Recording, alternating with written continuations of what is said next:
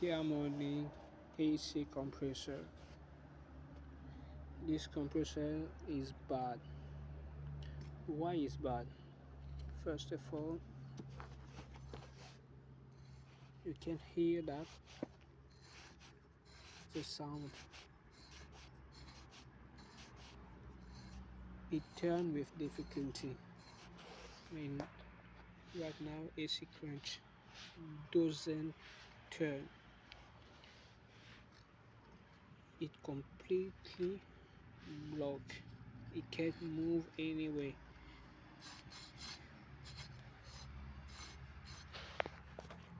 So I will change that soon.